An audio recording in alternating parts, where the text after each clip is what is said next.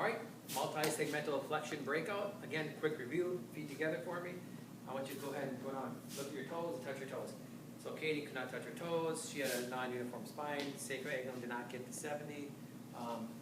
She did have a posterior shift. So she's dysfunctional, non-painful. Okay, so we're going to break that up. First logic step is what do you do? We remove body parts. Okay, so how we're going to do that? We're going to have Katie come over here, sit at the table, do a long sitting. Your feet, your feet over here. There you go. This is do a long sitting. Okay, position. Now that's going to remove the hips. Now you're still loading the spine, but it kind of takes the hips out of it. All right. And so in this position, then we're going to go ahead and try to have you reach forward with your feet in neutral position. You don't have to dorsiflex, just keep them in a neutral position. I want you to go ahead and reach forward and touch your toes. Right. So she almost gets there, right? Closer than when she was standing, right? But there's a few criteria we still have to follow and meet with this one. First one, you have to touch your toes. Right? Second criteria, you have to have a nice uniform curve. Go ahead and do it again for me. Nice uniform curve. It's actually not too bad. It kind of flattens out here. If you see that, it kind of flattens out here. Okay? And then you need that sacral angle. Instead of 70, now that you unweighted her, it needs to be 80 degrees. Okay? So that sacral angle, if you're going up like so, should be about 80 degrees. And so it almost looks like she almost gets that 80 degrees. So that looks pretty good. So the only thing I see here is a little flat here, but she still can't get to her toes. Okay? Now let's say Katie touched her toes. She had a great curve. She had a sacral angle at 80 degrees. All right. Well then, she has some stability and motor control issue standing. You're done. Right? You're done with the test. You don't have to break it out any further. Something's going on standing that's not allowing her to do that. Okay. But if she follows all that, meets all that criteria, she's good. Right? Now you have to deal with something going on standing. Right? Since she could not touch her toes and she had that non-uniform spinal curve, we want to break that out. Okay. So the next thing we do, we remove the hips. So now what we're going to do, we're going to actually remove the spine and we're going to have her lie all the way down. I'm going to switch it out a little bit.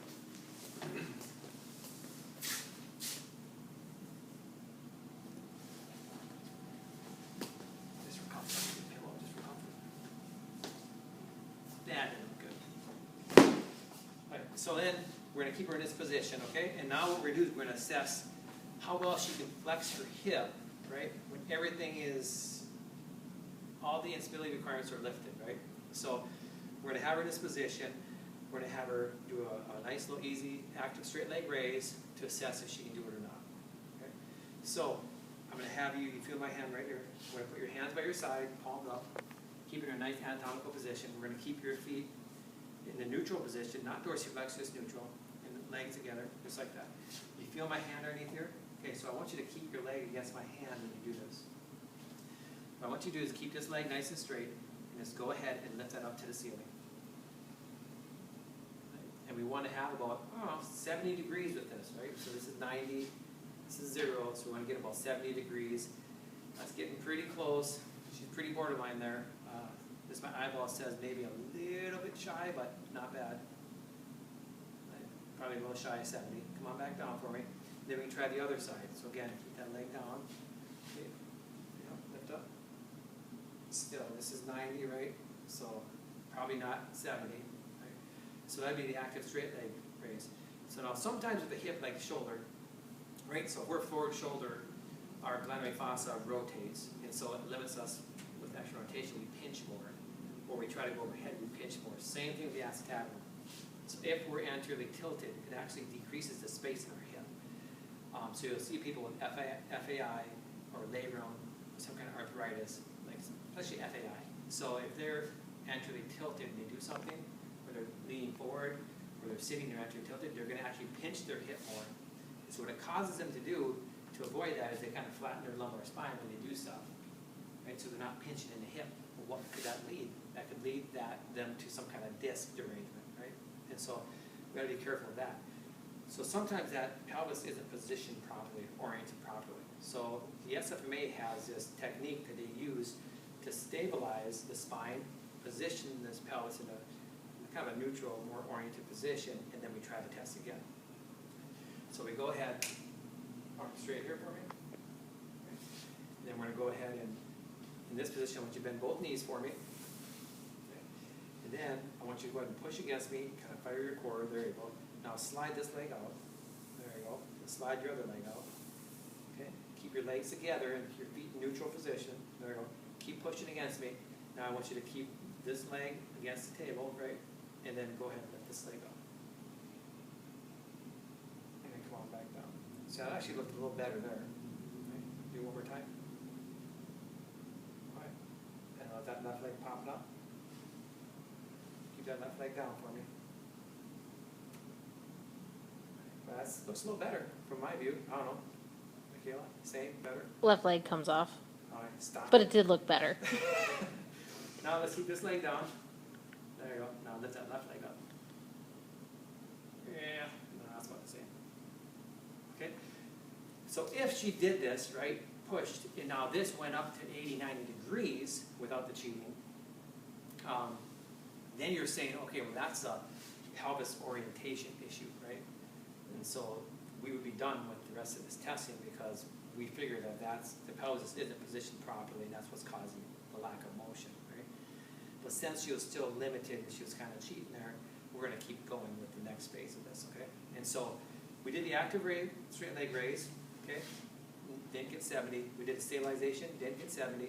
Now we go to our next logic step. We're going to passively do it, okay? So what I'm going to do is I'm going to stand on this end, okay? And I'm going to grab her leg here and just kind of stabilize, relax for me. And then I'm going to go ahead and lift this leg up. And right when I start to feel that first resistance, right about there, right? So with that, you look at that, that's not 80. So for this one, you should have 80 degrees, right? You need 10 degrees more when you do it passively. So we don't get 80. Okay? So why was she getting better with the other one? Maybe she was dumping. Maybe I didn't look close enough at her lumbar spine. Maybe she was posterior tilting more and dumping more into that. So you got to be careful of that. Because really, I come up here and I feel the first resistance right here. And that's, there's no way that's 80 degrees, right? So there's some kind of mobility dysfunction going on there. Other leg, relax for me. I'll get a little further here. This is where my first resistance is right there. So it's a little better on the other side, but still not 80 degrees. So mobility dysfunction. So now we have to decide, wow, is this a hip joint issue or is this a posterior chain? Is it muscle tightness, fascia, neurological that's stopping us from doing that, or is it actually the hip joint? Okay. So how we determine that is we do a double knee to chest pull, right? So what we do is we're going to bend the knee up, and we're going to keep the hands, put the hand behind your hips, relax your head, and you're just going to go ahead and pull your knees to your chest, okay? Now again, we want to find that neutral position. We don't want to be doing this because she's just dumping her pelvis. Right? She's just posterior tilting, and that's where she's getting this flexion from. We want to have that sacrum be positioned so it's kind of on the table, right? Flat. The other way we can look at that is when your PSI touches the table, okay? So we find that kind of like subtalar neutral. We'll kind of rock back and forth until that's positioned kind of flat on that table. And then we'll hold it right there. Okay? And that's what we're looking at, okay? And we're looking at this angle. And to me, that looks like she's getting 120 degrees, right? If you're unsure, get a goniometer, measure it out. That looks about 120, all right? Now, if they have hip issues, what mostly likely you're going to see is you're going to see this, because they don't like being in close, it pinches. So you're going to see this, or when they go up, you're going to see butt come off the table a lot earlier because they don't like having that flex. So they come with their lumbar spine and they posterior tilt. This doesn't look too bad, right? So do you feel any pain with that? Any pinching when you do that? Okay. So it looks about 120. If you're unsure, get it going down a little bit, it looks about 120. So with that then, if that's fine, and then we could say it's a mobility dysfunction of the posterior chain. So whether it's fascia, hamstrings, something. Not terrible, right? It wasn't terrible, but something you can work on there. Now, the final thing then is we got to look at the spine, right? The lumbar and thoracic spine, and see what we see there, right? And so what we're going to do is have you go on your hands and knees, and we're going to do this prone rocking maneuver where you're going to kind of put your feet down here, you're going to put your hands back your hands like this, both sides. Okay, you're going to curl your head. You're just going to kind of go down on your butt. Let's get the butt on your feet. Just kind of just flex.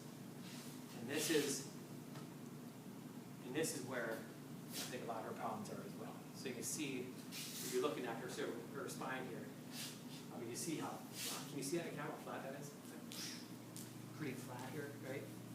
So it's not getting much here. Even this portion is flat. And so it should be a nice uniform curve here. And I'm not seeing that here.